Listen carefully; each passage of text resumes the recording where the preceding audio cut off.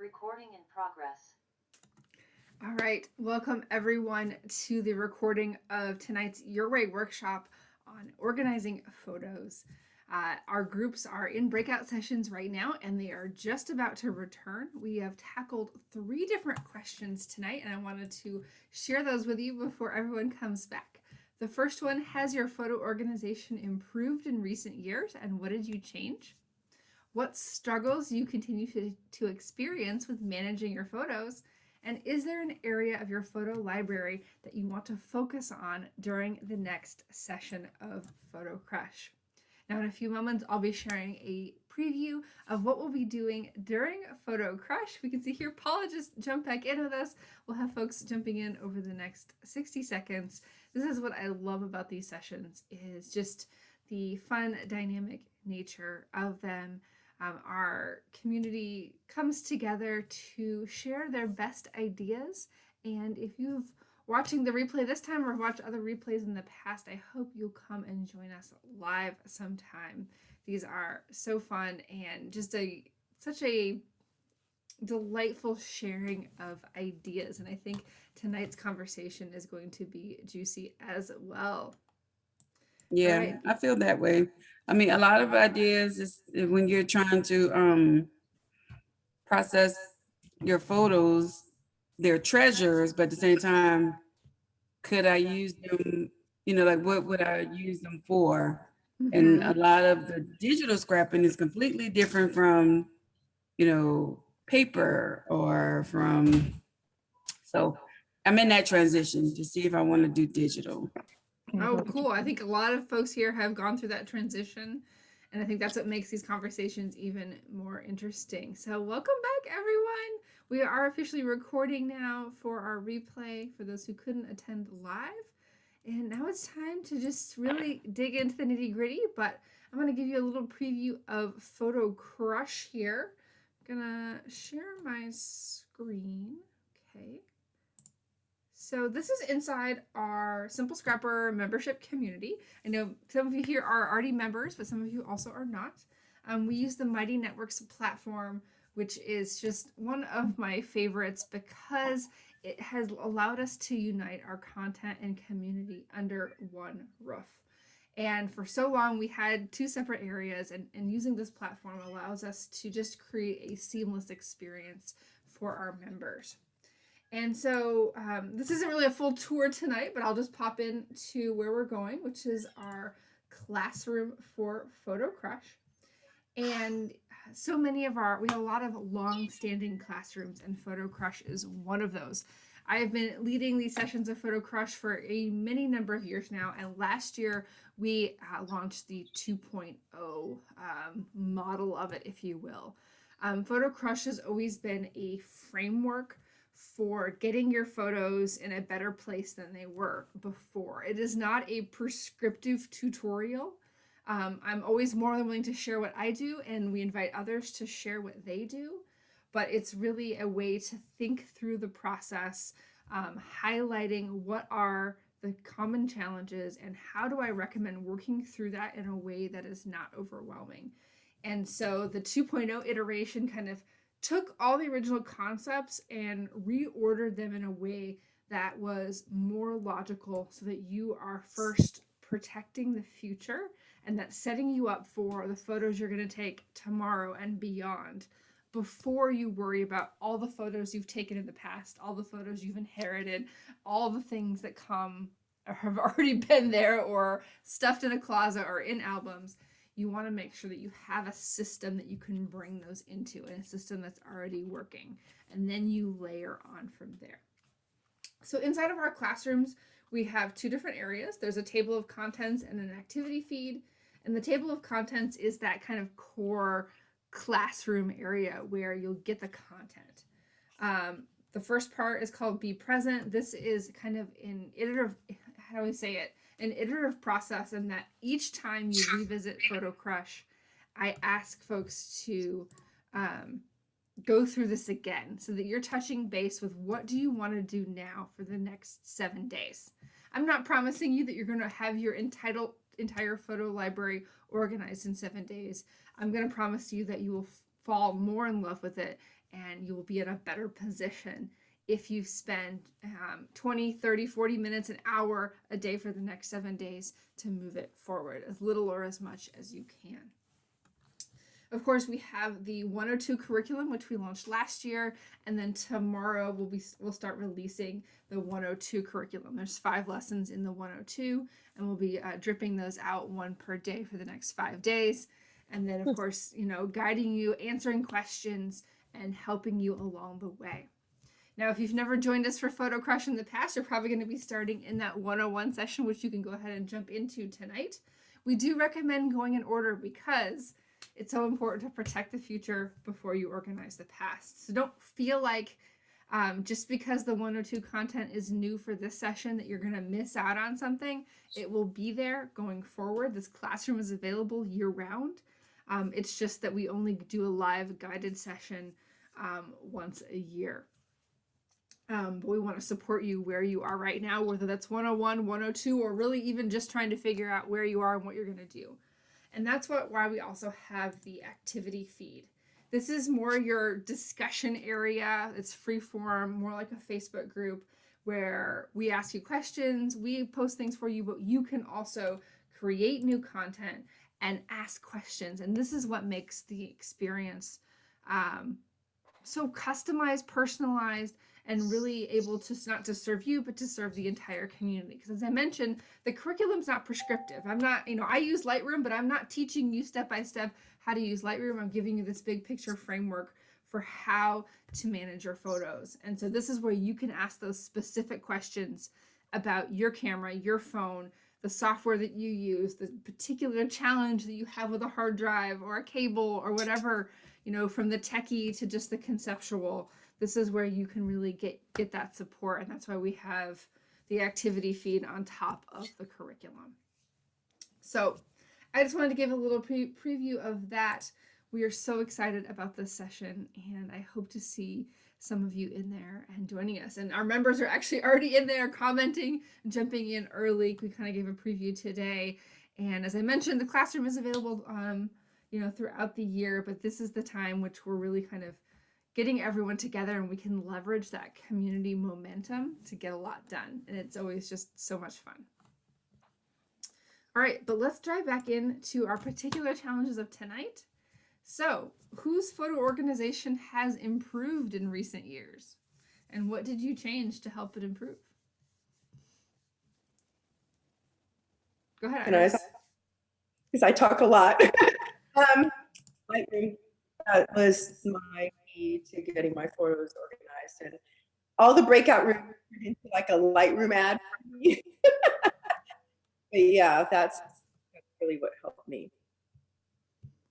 Sometimes it's just making that decision that this is the direction I'm going to go, and then you learn as much as you can about it. Awesome. All right. What other changes have you made to improve your situation?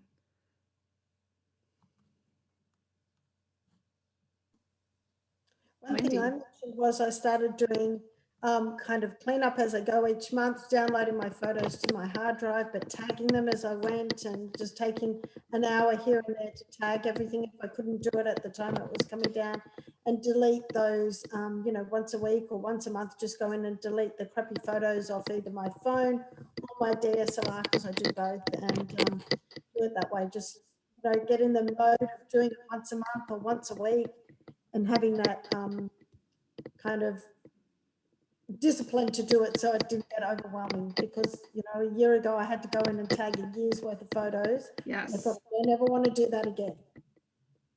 Yes. That any kind of habits and routines that you can build around your photo management. That we have a group of members that meets every Monday night to work on their photos. I like to do mine on Wednesdays. I was actually away from the house today, but I like to pop it on Wednesdays to do that. And if you can set a time on your calendar, whether it's once a week or once a month, to say, this is the time set aside, you will be so amazed at the ripple effect that has for the rest of your scrapbooking when you feel more caught up with your photos. It's just, it's super powerful. So thank you for sharing that, Wendy. All right. Other things that you've changed that have been big improvements for you, or maybe tiny improvements. I was saying that I've started using OneDrive and finally got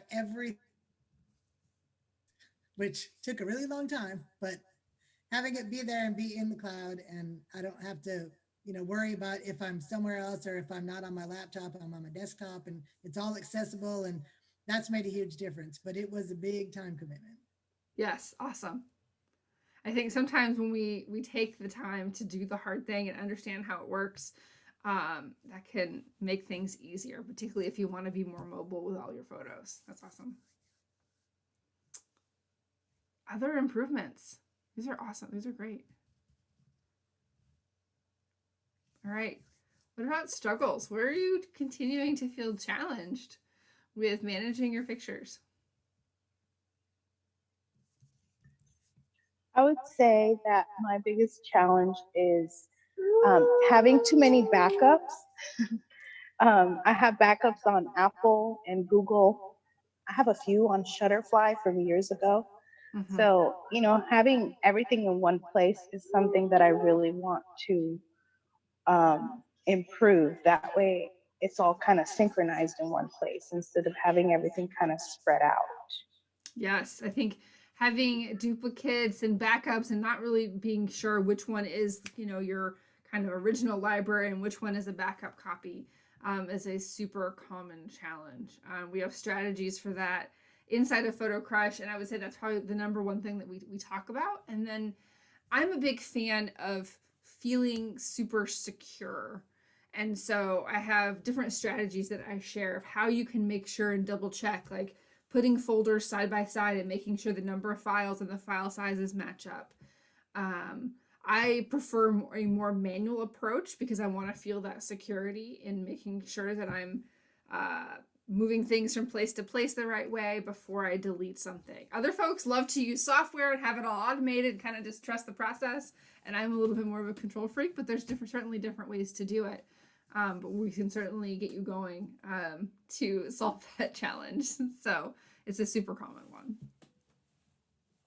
All right, other struggles.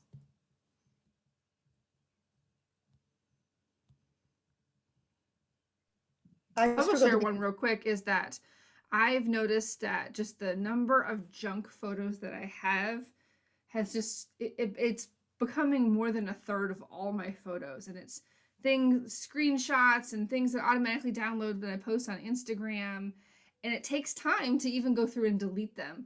So I'm actually trying to be more intentional about, do I really need to take this screenshot? Or if I take it and then use it to send it in a text message, I delete it right away as part of that function. How can I reduce that clutter so I don't have to even delete it later? Because it's not hard to delete it, but it does take time when you have so many of them. I was going through a batch of about 1,400 photos, and I noticed that 300 were from other camera, meaning they came from elsewhere. And then, that's a big chunk. And that means there were some also, those weren't even the junk photos that I took at the grocery store. So, just trying to be more mindful about, do I really need those and how can I get rid of them right away so I don't have to do it later?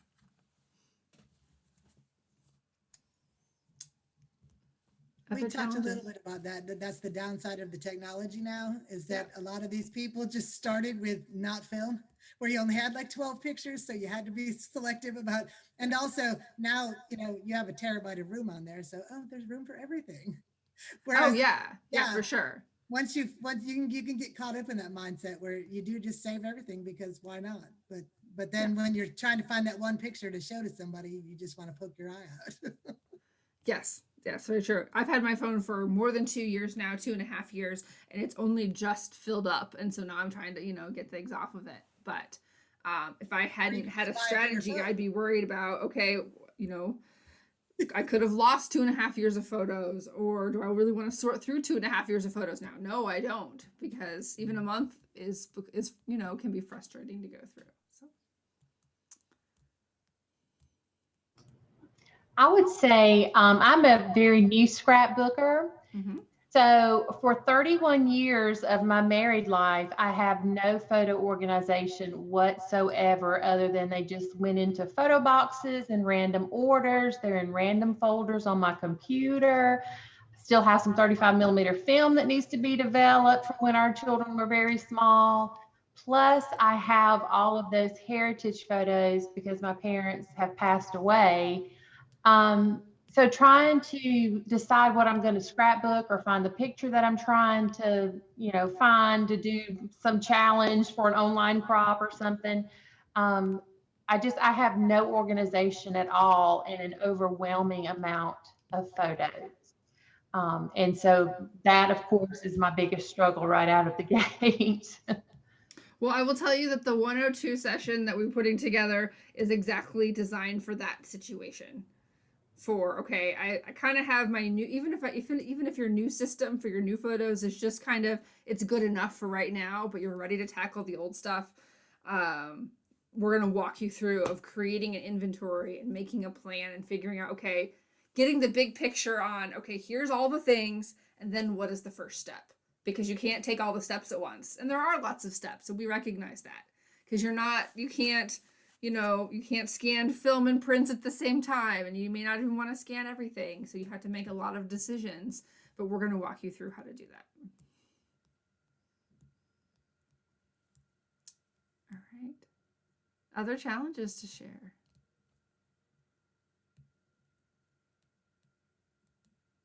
What about your specific, what is the thing that you want to work on next?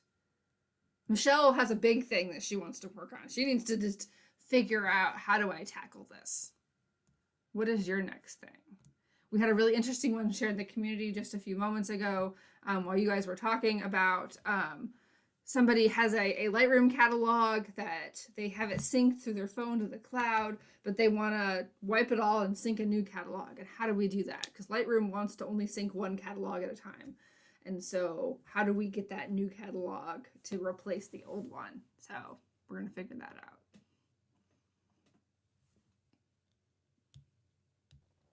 My first one is to declutter and delete multiples on my cloud.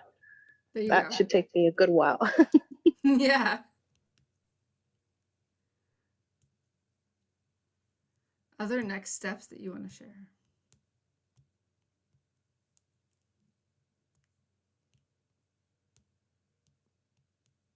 All right. Other lessons learned and takeaways from tonight. Just something interesting and fun that you learned.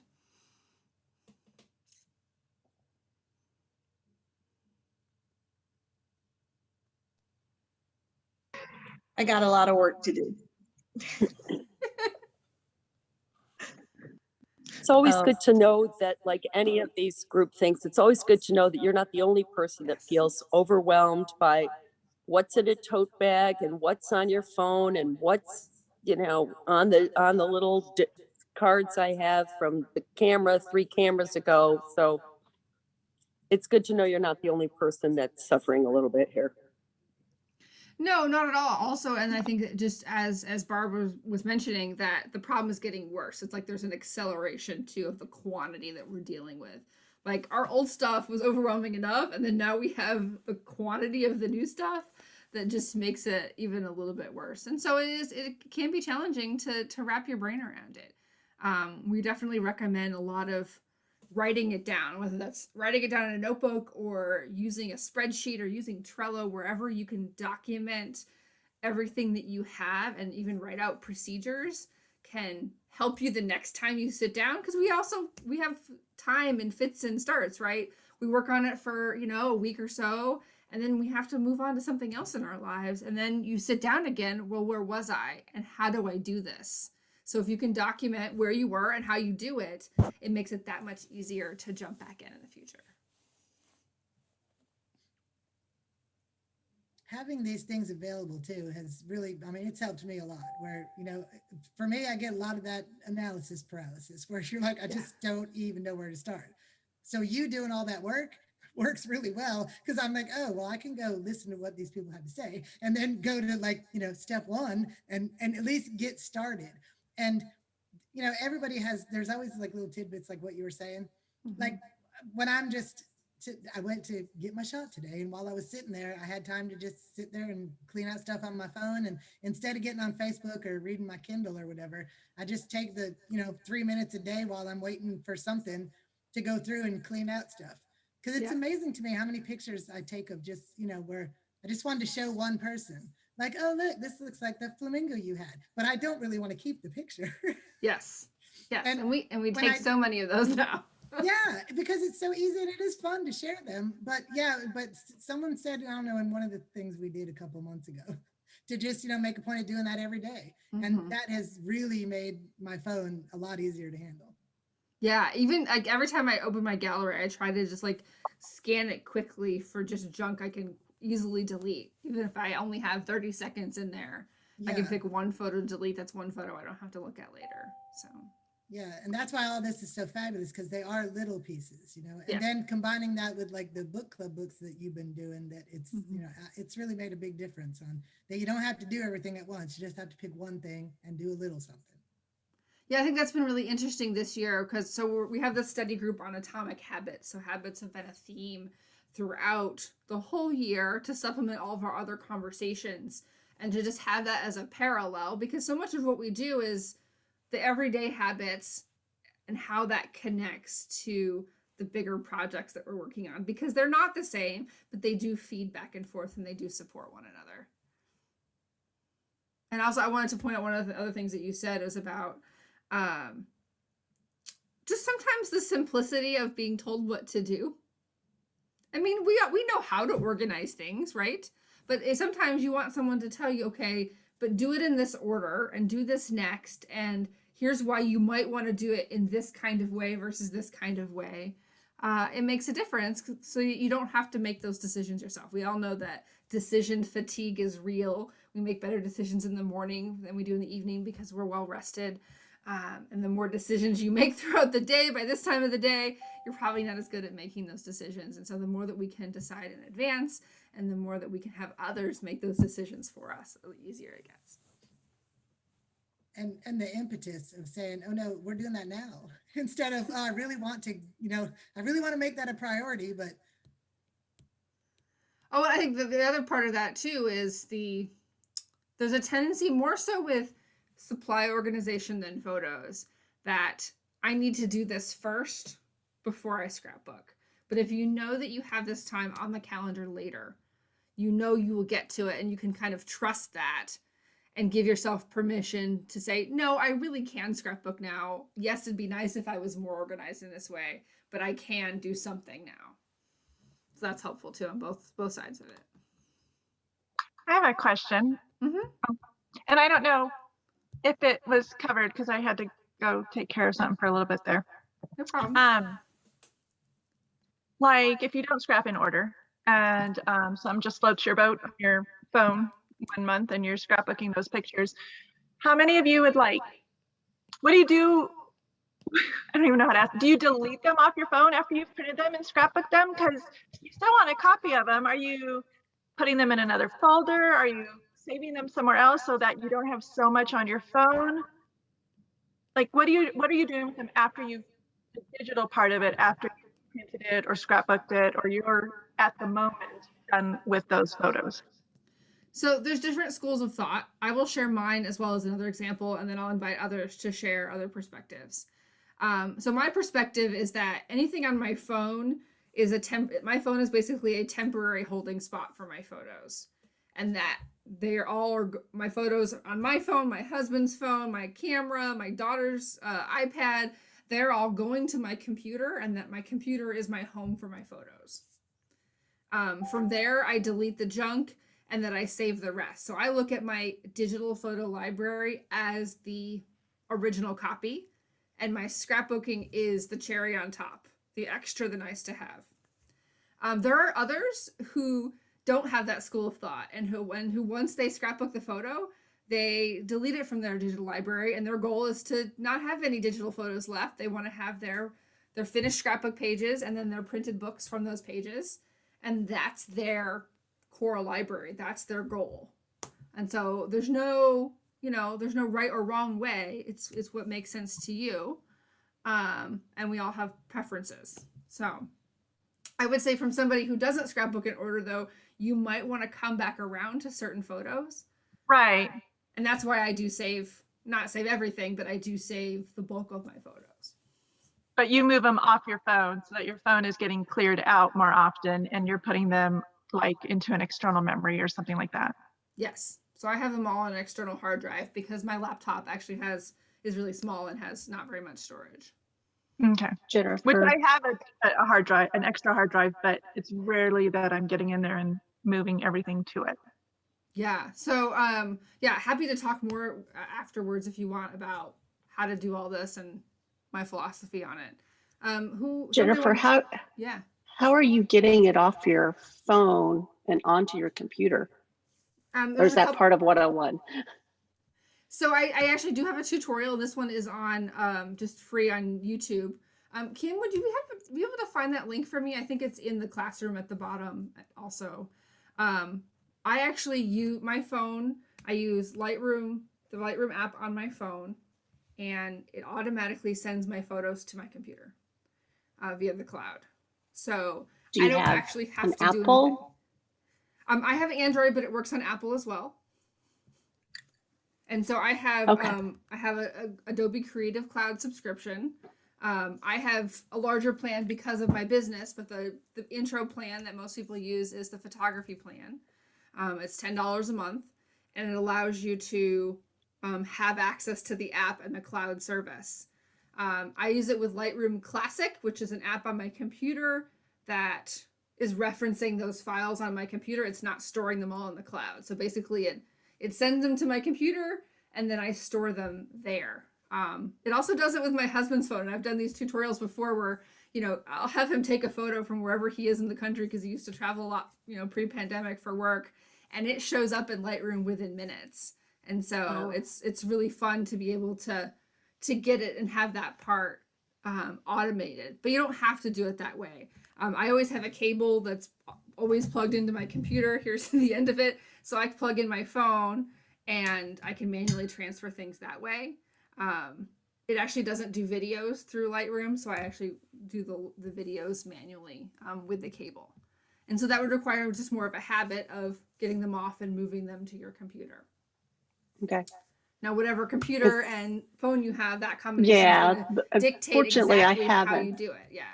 Yeah, I have an iPhone, but a Microsoft computer. Yeah.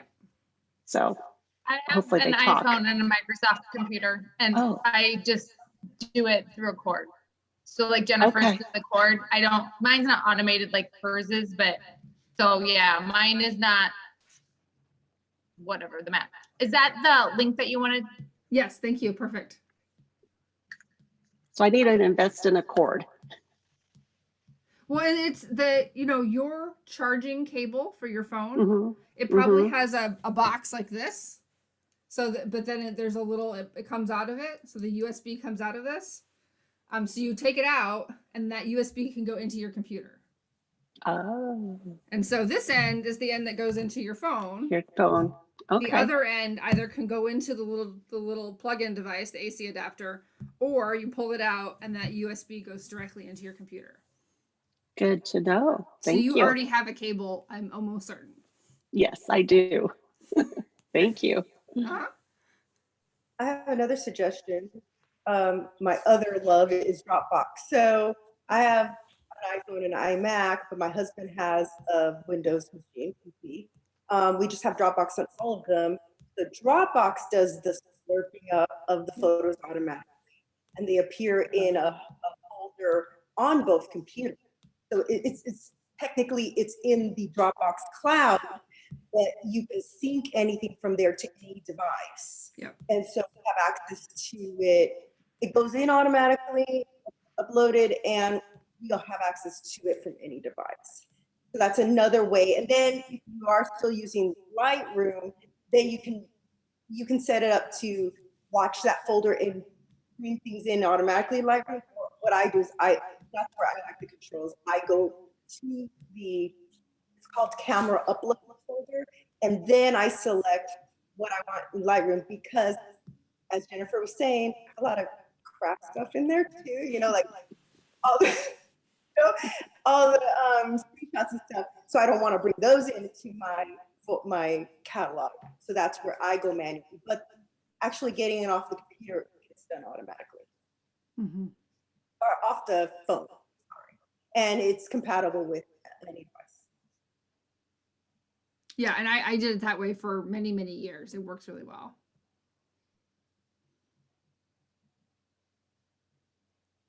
Other questions? These are awesome.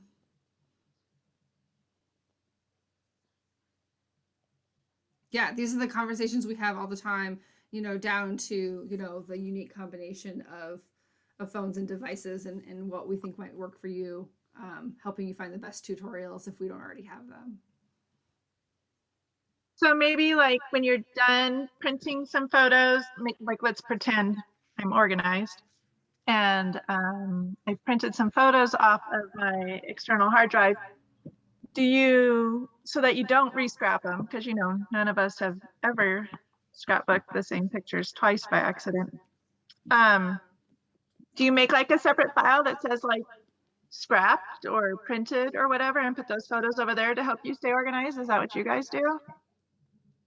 I'll let others share. I sometimes will use a tag inside of Lightroom, but I also don't do a lot in that, but I know others do. So maybe someone can answer the question better than me.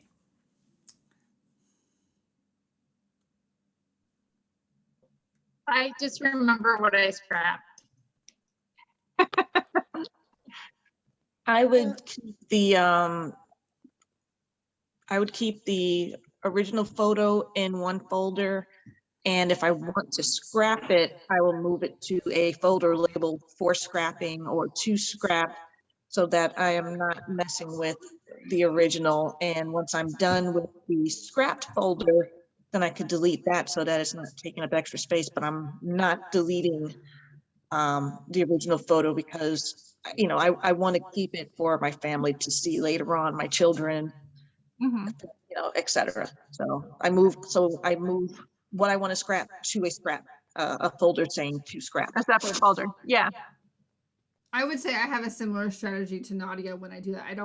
It's not something that I do all the time, but I will export photos to my desktop in a folder, and then I print those, and then if they're not printed yet, they're still sitting on the desktop, but once I print them, I'll just delete them off the desktop, but that's an additional copy. But you have to have that discipline to then delete it so you know that's not the original, that's just a version you were playing with for scrapbooking, right. But that the originals were still in your photo library. Because we don't want to create new duplicates. Right. Because we know that's a big problem. If I copy a picture or a group of pictures for any project and put them in a folder, I always label that with the word copy or copies on a folder, because then I know those are duplicates, and then I'm not worried like, can I delete these, or do I have to go back and compare it to make sure I still have the original? Yeah. So that kind of helps. So one of the systems I use that can be a little complicated when you're doing backups, but I have a little scrapbooking key that I add to the folder title. So I have my little paper here. The plus sign means I need to get stuff from other people. I have a symbol for need to edit, and then a symbol for need to scrapbook, and I'll delete the symbol as I complete the task. That's fun. I like that. I do something a little similar where I tend to edit all my photos if I'm going to scrap them. So I will, and I export them again, and I have it add the word edit on the side.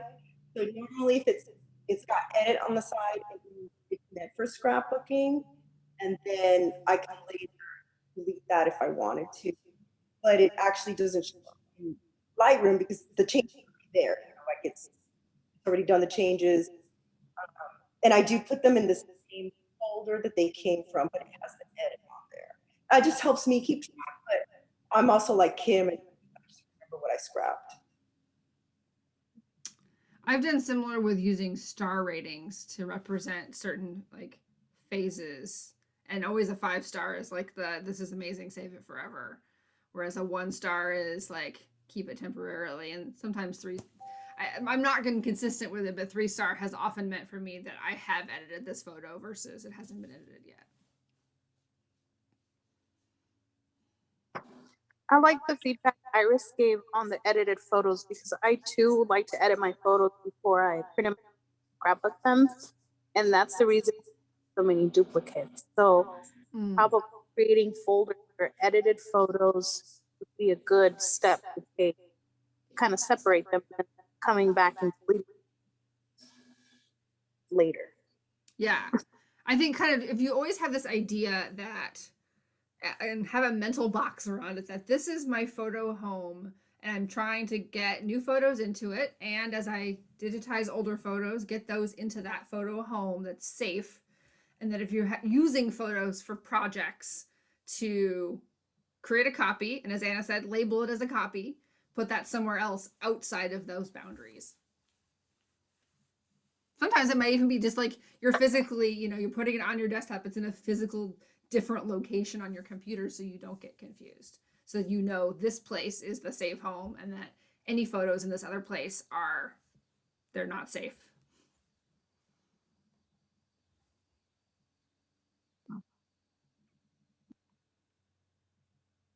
Other questions or other light bulb moments or interesting things that happened during your conversation? We probably should wrap up here. We are past an hour, but this has been so helpful, I think, for many.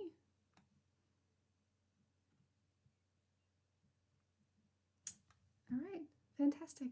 And to all of you watching in the replay, please don't hesitate to leave a comment asking your questions as well. And I hope to see you guys in Photo Crush starting tomorrow. It's going to be a good session, I can tell. All right, take care.